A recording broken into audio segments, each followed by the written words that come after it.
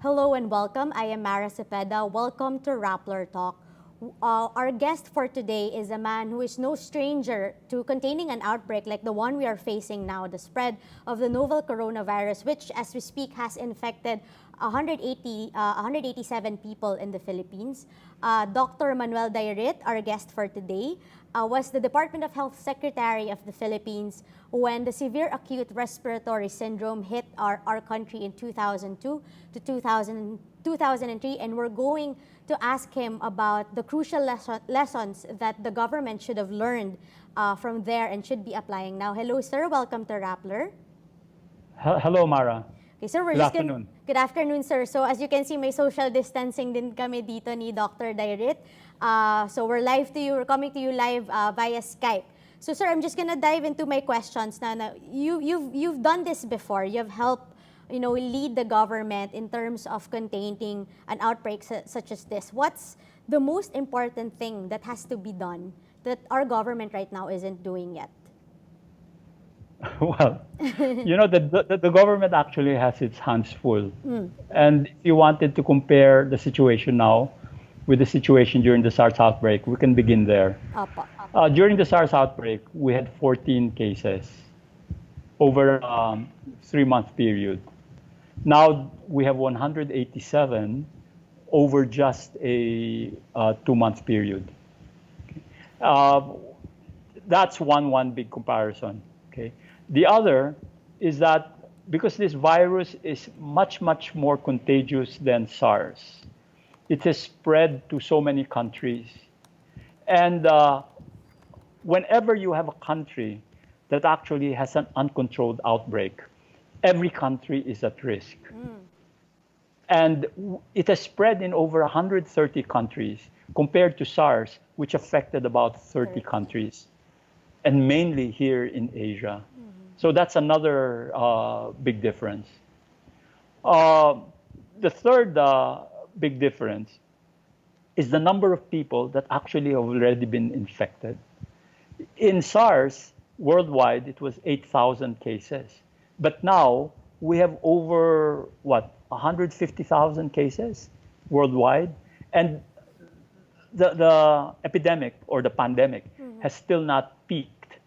So one big difference is, while SARS lasted for about 8 to 9 months, this pandemic will probably last for a much longer time.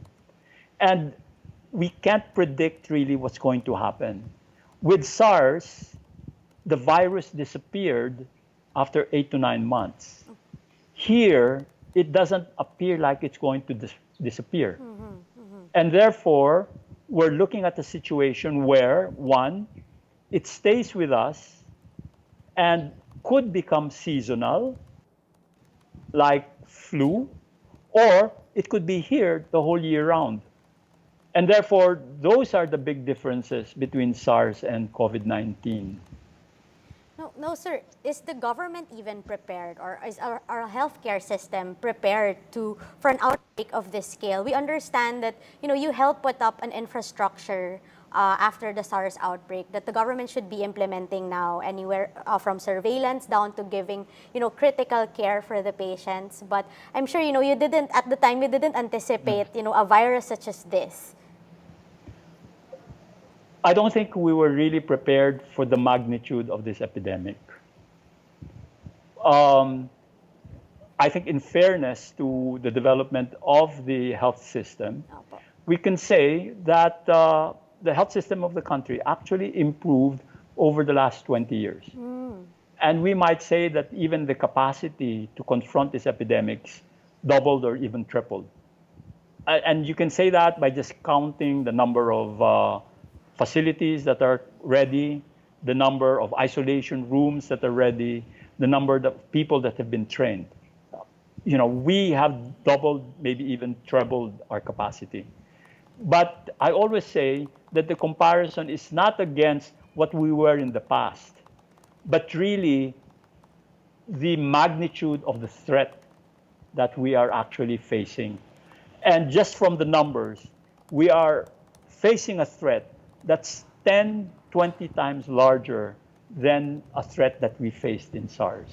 So definitely our capacity was not prepared for this magnitude of threat. So last night, DOH Secretary Francisco Duque III started, giving some of the newer proposals, and one of it is to turn the lung center of the Philippines into a hospital catering exclusively to COVID-19 patients.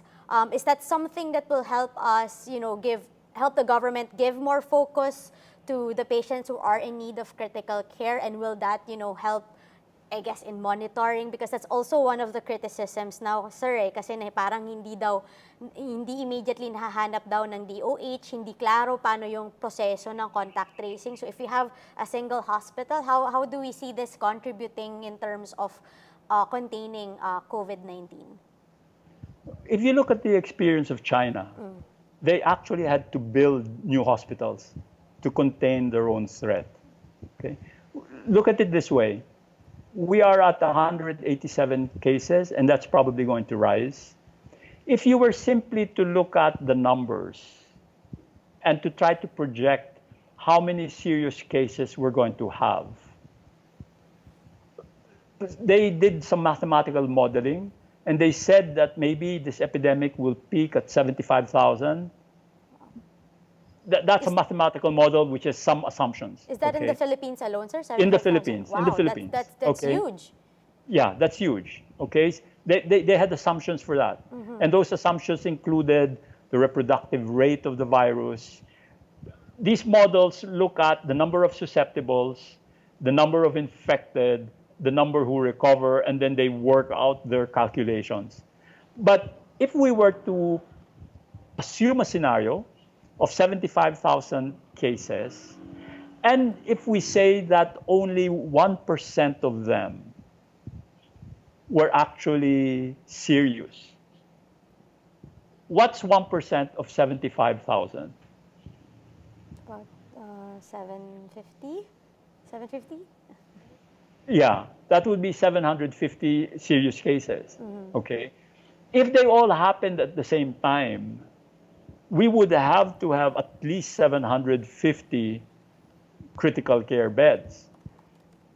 Our system, particularly the government system, only has about 350 critical care beds nationwide. Therefore, we're far, far less equipped to deal with the number of critical cases. So having the lung center and dedicating it as a place would work for Metro Manila. Okay? Alone. But you would also have to do the same for all of the other regions. Opo. If you're thinking critical care, number of beds, and then you'd have to factor in, again, other things like your ventilators, and then the staff that's going to take care of these people. So that's a lot of people to take care of. Remember in SARS, we dealt with 14 cases, 2 of them that needed all of the critical care. So you can see the comparison is obvious. Opo. How big this threat is. And sir, malaki yung malaki po talaga kahit yung logistics po nito. Last night, I heard Secretary Duque saying that they're studying this proposal, but problema yung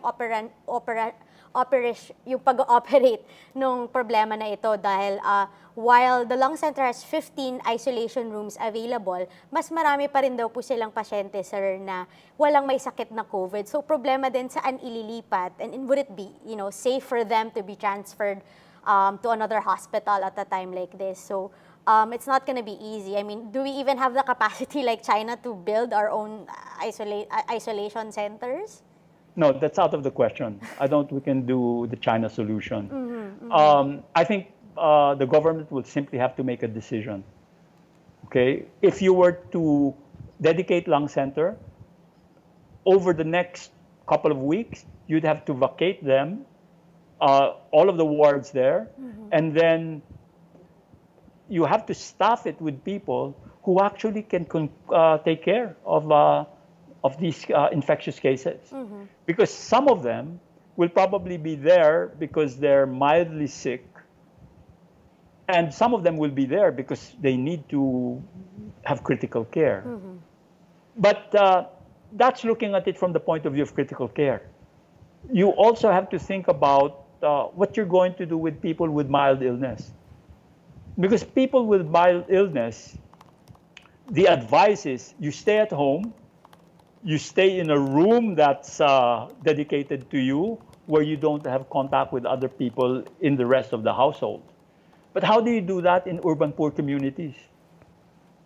These are the problems that we have, particularly if the virus makes inroads in our urban poor communities and in our informal settlers.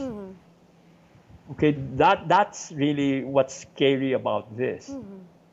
Well, do you have any suggestions, sir? Because obviously we want social distancing, but it's not possible. You know, personally, I've seen that this is very difficult, lalo na ngayon sa lockdown. Siguro sa bahay pwede, sir, pero for example, nagkaka-choke points kasi sa mga checkpoints, nagkakapila yung mga sasakyan, so yung mga motorista din magkakatabi. So nawawala din po yung social distancing. There was an exodus of passengers who wanted to leave initially Metro Manila, ngayon Luzon. So nawawala din yun, sir. What would you suggest? How is social distancing even really possible if you put an entire island in a lockdown? Hindi po ba siya counterproductive in the long run? Alam mo yung principle ng social distancing, ang concept dyan is that if you're in a social situation, you keep your distance. Okay?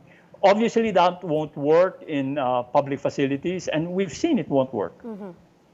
And I think the issue that government is grappling with is that if you were going to tell people to stay at home, what are they going to do if they're earning a livelihood?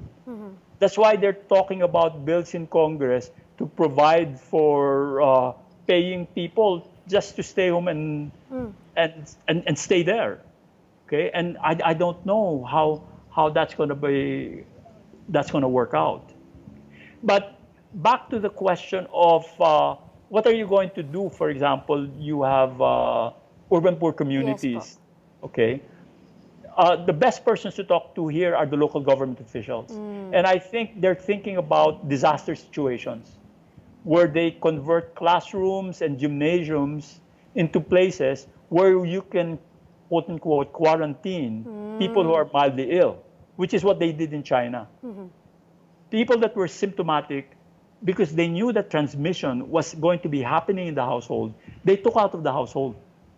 And then they put them in these gymnasiums and in these makeshift or built or repurposed large places with barracks beds, and then just kept them there, and I assume fed them there.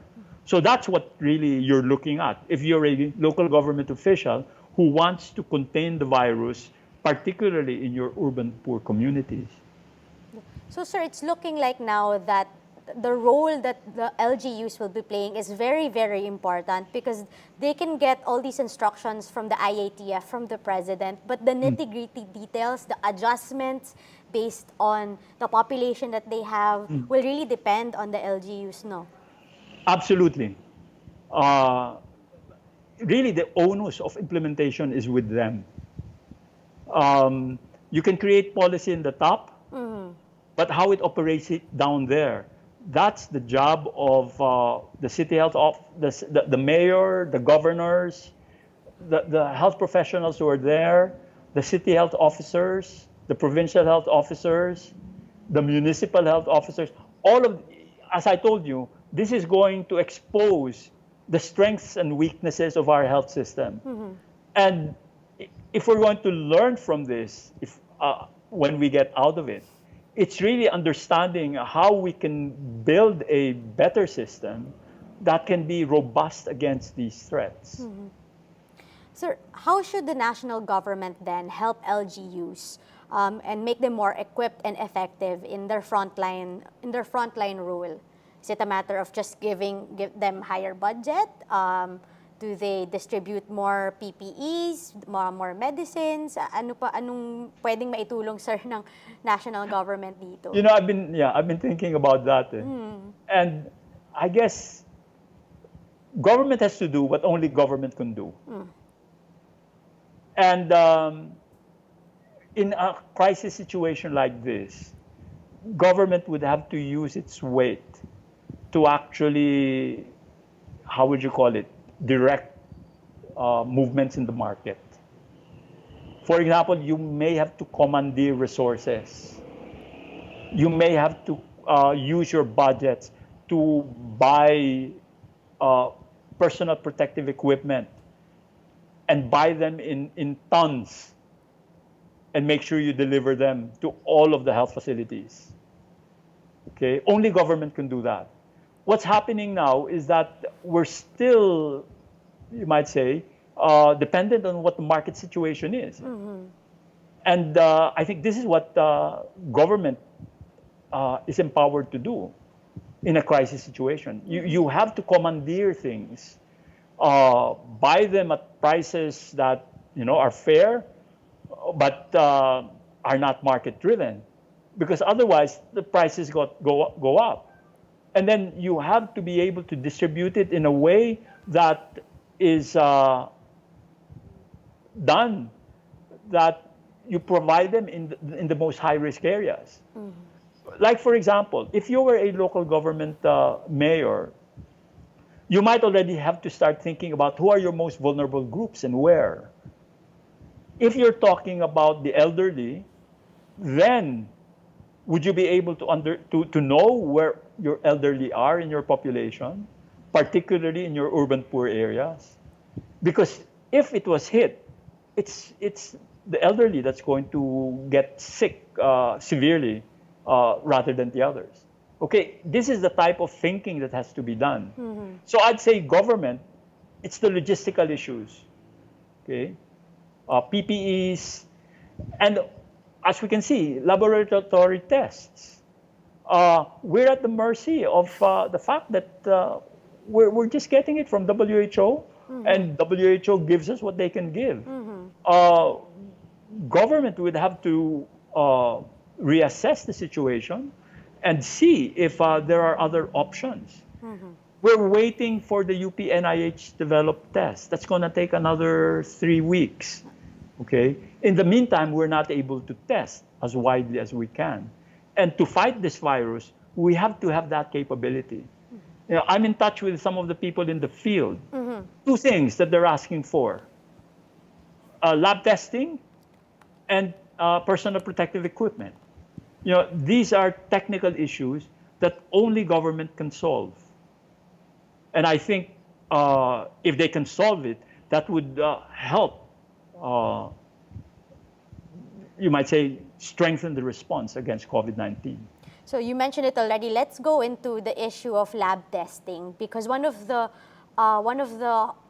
major criticisms that Filipinos are throwing now to our government is that we are not testing enough people. And you're right, we are reliant on donations.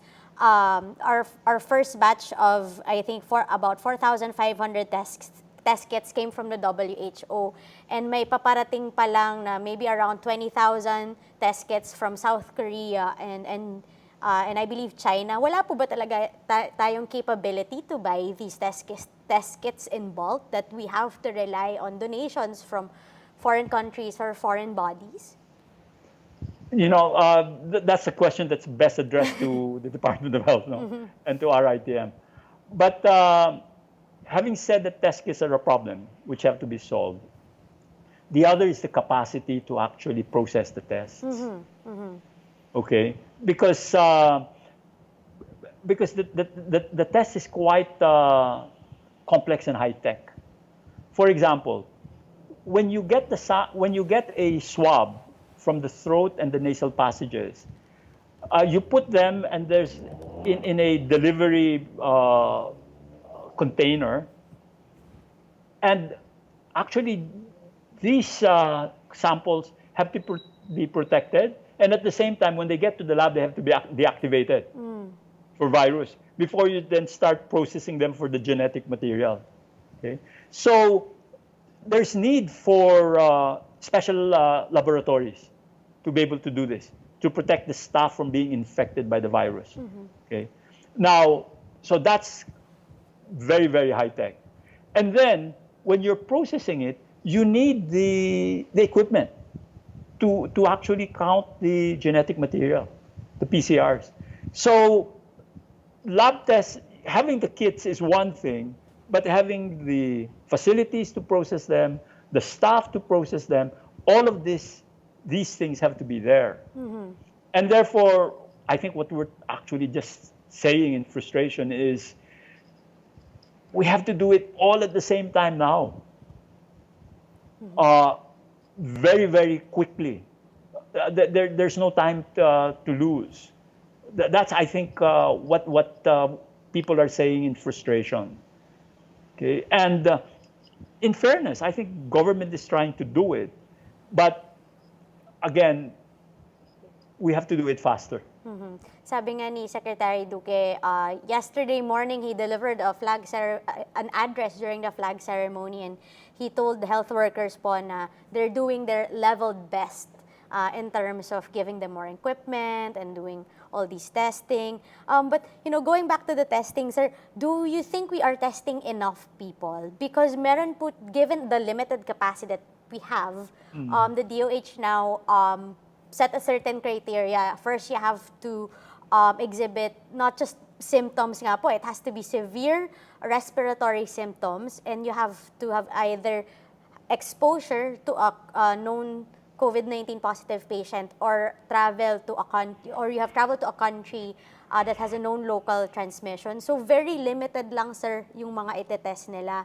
But lumalabas na ngayon, there are several positive cases that were asymptomatic, matagal bago lumabas. Yung iba walang symptoms talaga at all. In the case of Senator Zubiri, he said he didn't have any symptoms, and then suddenly, bam, positive. So, I mean, are we going to be able to have get an accurate picture of this virus if we're going to be very selective of who we test? I mean, we understand the logistical problem also. No, I think you know the answer to that, and the answer is we can't get a big picture of the situation because we are not testing. What we're actually doing now, because of the scarcity of the test kits, is rationing. And we've decided to ration it for people who are most likely to have encountered the virus. That's really our situation. If we then get additional tests and we say, I don't know, 5,000, where are we going to deploy them? Those are the issues that DOH now has to face. Okay? Are you going to deploy them to the 4 other labs? 3 of them outside of Metro Manila, so they can do testing there. At the moment, I think realistically, if we're not going to get hundreds of thousands of tests, we are constrained to simply ration. And therefore, we're actually going to be, to a great extent, blind to how the virus is spreading. And that's just the reality. Because another approach, if we had available tests, was actually to deploy them, particularly in places where we've found the cases. And we deploy them in a cluster-like approach and test people in those neighborhoods and see how many turn out positive. And then you'd have to work out, when you find these people positive, then you'd have to decide what to do with them, right? So in a sense, not testing, because by testing, you'll actually find more positives. By not testing, what we're actually doing is we're ignorant, we keep ourselves ignorant of who might be positive, and we rely on the hope that these positive cases are simply going to be mild. And if they transmit it, continue to rely on the hope that there will be many more mild cases. And when severe cases come up, then you're able to confine them in hospital and treat them. Well, this is, the reality. Like, In Sweden, I just read a post that their approach in Sweden now is to just assume that everybody's positive and to have people stay at home, and they're not going to do any more testing. I see. And they're just saying, stay at home. If you all get sick, recover, because most of you are going to recover. But you see, Sweden is a rich country, and most of the people there are well nourished, and they live in nice houses. Okay, but that's their approach. Here, where we don't have the luxury of many tests, we have to ration and, just hope that many of our countrymen can actually, even if they're infected, be able to overcome the virus without needing hospitalization. That's really what we're hoping for here. If you were still in government, if you were still with the DOH now, what would you have done differently? Not just, with regard to the lockdown, but what would you have done differently the moment we found out that there was such a thing as the novel coronavirus? December 2019 pa ito lumabas. Well, actually, in fairness to government, if you look at the timelines of the response, okay, when we were informed in mid-January, okay, and then we got our first cases in early February, okay, and then by this time they were already, how would you call it, gearing up to confront the epidemic. And then what happened 2 weekends ago when it just exploded. I think looking at that analysis, what actually helped was the fact that PAL and Cebu Pacific canceled flights from China, Hong Kong, and Macau. That prevented the large influx of tourists from these countries that would have brought a lot of infection. We were surely have been overwhelmed already at the time. But of course, the effects of that only lasted for a month, because eventually infections did come in. And we saw that in May 6, when after that weekend, our March cases 6, just started rising. So we can only really look at this in hindsight. You're asking me what I could have done, or what government could have done. You see, government had to sort of come together and realize the threat Real time. in real time, and to get everybody on board. So I would say that they pretty much had a good response. If there were things that we could have done better, okay, I would say it would have been that we would have sounded the alarm for making sure that we had PPEs in all of our hospitals, particularly here in Metro Manila, and then the issue of tests. If we, as early as a month ago, already had looked at the possibility of having enough tests, okay, but that's looking at it in hindsight. Yes. It's always easier to look back. Yeah. Now, sir, let's just go back again to our positive cases. Before we went live, you mentioned that about 50%, 52%, I believe, of the positive cases, well, excluding the 40 plus that was just confirmed by the DOH, a lot of them are confined in private hospitals in Metro Manila. And what does that data tell you about where we can find or who are being infected by COVID-19? Well, there are a number of things here. First of all, you have to understand our health system. Half of our health system, or even 60, 70% in Metro Manila, are private hospitals. So, one, the fact that we're seeing many patients in private hospitals tells you that it's the more affluent people who are actually getting infected. because these are the people that are able to travel. These are the people that have come from abroad. Uh, Luckily, the poorer people are still not uh, infected as much, because these are the people that are going to go to the government facilities. Okay, so I think that's one conclusion that we can make, that we're affecting many of the professionals who are actually traveling and getting exposed. Now, siguro down to my last few questions, sir. There's so much fear and uncertainty now, not just about COVID-19, but in the Philippines, we have a lockdown of an entire island. How do we trust each other again? How we throw a lot of criticisms in government, and government tells us to control the way we respond, and then it's just a big back and forth. We fight people on our Viber groups, we fight our neighbors. I mean, in a crisis such as this, a health crisis, that it's not really in our control. We can't really control it. How do we trust each other again? There's a lot of fear and there's a lot of frustration, and I think we probably take it out by writing it in our FB pages and in our Viber groups.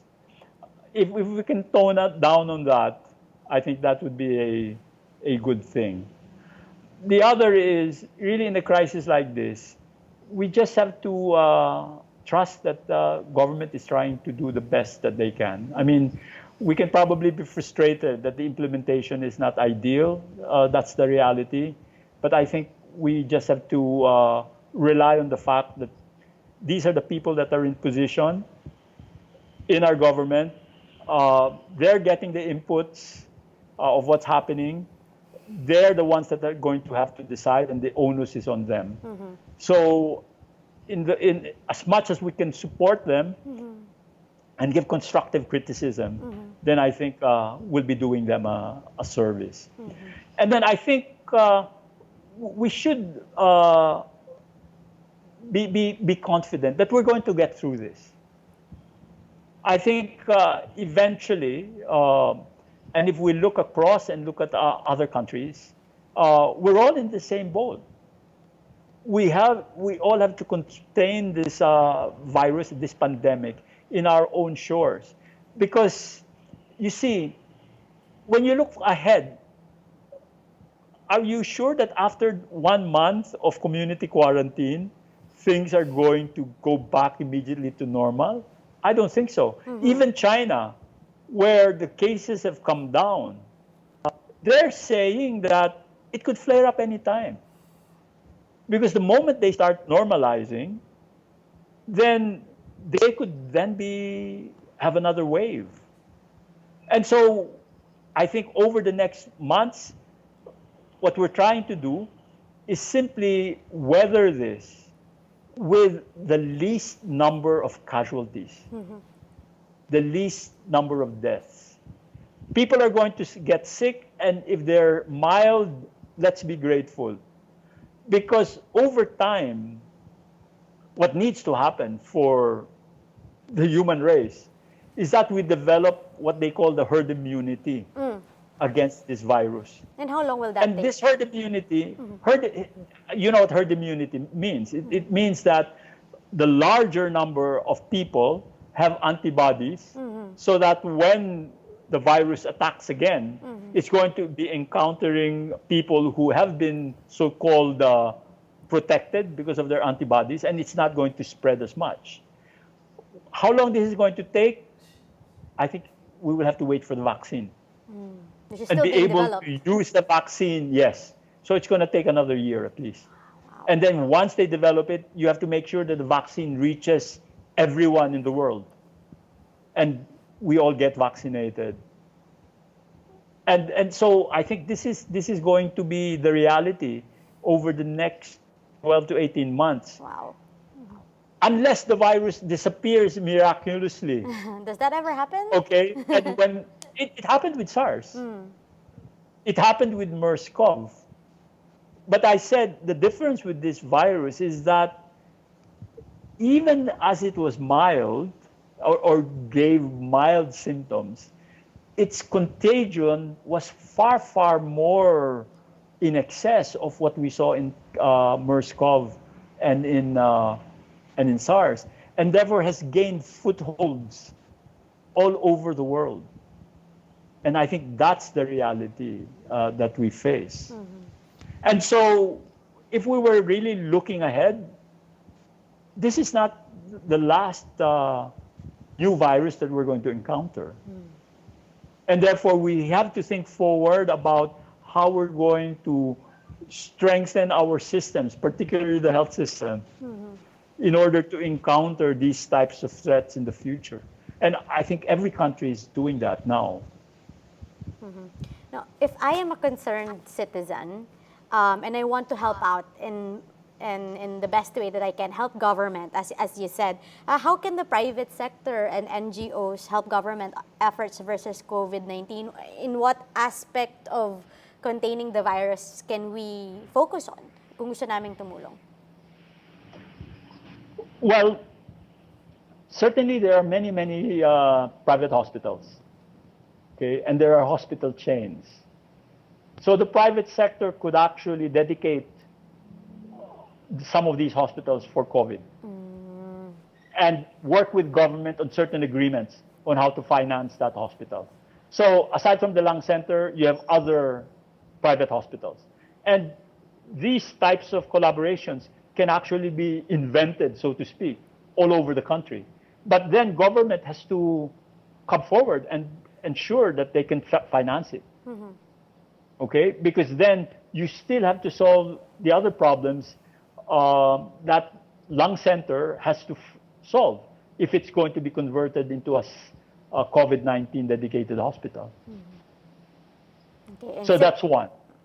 And then the other, really, private sector is, the market, the supply. And work with government so that these supplies are easily available and can be distributed very, very efficiently and quickly all over. Because it's actually private sector distribution systems that are the more effective. And therefore, this is another way in which private sector can help. So there's a common term now that it's like a buzzword now among social media users na dapat daw ay solusyong medikal at hindi militar yung pag-response po dito sa COVID-19. You know, in handling an outbreak of this scale, where should the government draw the line between imposing draconian measures and, really taking a step back and figuring out maybe there's another way before we try to restrict, the movement of people, for example, or restrict, their access or their freedom. Paano po? How do we weigh these things? You've been in government for a long time. I think they debated this in the interagency task force. And eventually, I think thinking that happened there was they looked at the mathematical models, they looked at the scenarios, and they then decided to bite the bullet on these draconian measures. Because the alternative was a Wuhan-like situation. I think that was the way their thinking evolved. And therefore, they then presented this to President Duterte and said, these are the options. And I think everything now is implementation. When President Duterte then announced it, they had to implement it because how are you going to curtail social mobility if you don't put up checkpoints? So in a sense, it's a way of communicating to people that normal business is no longer the case for now. And really, I think part of it was make it hard for people so that they just stay home. So the people who are complaining about being inconvenienced, essentially that's precisely the point. So you stay at home. Yeah, that's precisely the point. They want to inconvenience people so that they stay home.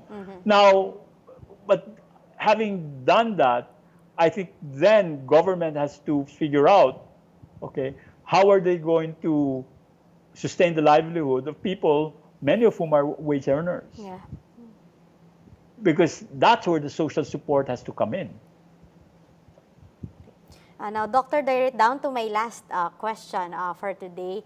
We are in a lockdown in Luzon. Different LGUs outside of Luzon in the Visayas and Mindanao are one by one putting their areas under community quarantine. As someone who has faced an outbreak before, of course, much lesser scale, but you've been there, you've been in government. What is your message to Filipinos now? What should be our mindset? And what should be our government officials' mindset in terms of, leading the public through this crisis? The mindset is we're going to get through this, but it's going to take some pain. And we can't live our lives as normally as we used to, at least for this duration. We can't socialize as much with our friends. We can't go out. All of that is curtailed. So my message is make the most of it at home and find ways of making your time there productive. And probably create the bonds that could have been created at home but weren't because we were so busy stepping out. So I think the message is we're here for the long haul. Make the most of it. Continue to be joyful. If we're at home and we're not sick, that's a blessing. And we should pray for all those that are not as lucky, who have lost loved ones because they were infected, and whose lives have been changed irrevocably because of the COVID-19 virus. Now, that's all the time that we have. Thank you so much, Dr. Dayrit. I'm sure you helped allay the fears of a lot of people and a lot of, their frustrations. Thank you, Mara. And again, that was Dr. Manuel Dayrit, the former Secretary of the Department of Health. This is Mara Cepeda. This was Rappler Talk. Join us again next time. Thank you.